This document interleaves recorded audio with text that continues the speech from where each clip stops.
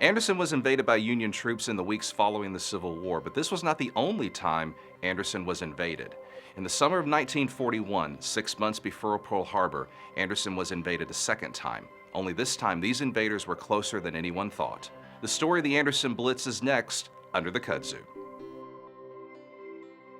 It was a muggy Friday afternoon on July 11, 1941, when planes flying over Anderson dropped thousands of leaflets warning the citizens that the city would be the subject of an attack at 7 p.m. Panicked, over 15,000 Andersonians jammed Main Street and the downtown business section. As promised, the attack took place promptly at 7. From out of nowhere, 450 5th Column troops appeared, identifying themselves by slapping on overseas caps and cartridge belts. The term 5th Column is defined as a small group that undermines a larger group, such as a nation or besieged city, usually from within. They immediately seized every public building of importance in the city, such as the courthouse, City Hall, and other government buildings, and arrested city officials, policemen, influential citizens, and many others. A few moments later, a smoke screen blotted out visibility in the attack area. Before spectators realized what was happening, machine guns popped up, and armed infantrymen came marching in from all directions. In only 8 minutes,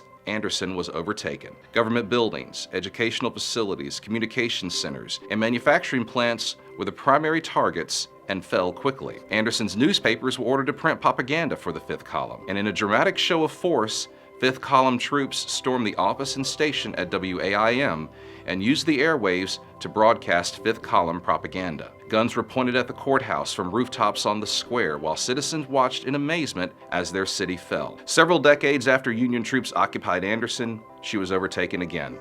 Once Anderson was secure, her citizens learned that the 5th Column troops were actually cadets from nearby Clemson College.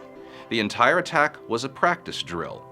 To make the drill as realistic as possible, friendly sympathizers were planted among Anderson's citizens. They threw flowers and praises at the 5th Column as they marched triumphantly through the conquered city. Newsreel footage of the Blitz was seen all over the world. In fact, the Germans secured some of the photographs you've just seen and incorporated them into propaganda leaflets that they used to show what would happen if the U.S. blitzed neutral countries. I'm Brian Scott with a lot more history coming up next week under the kudzu.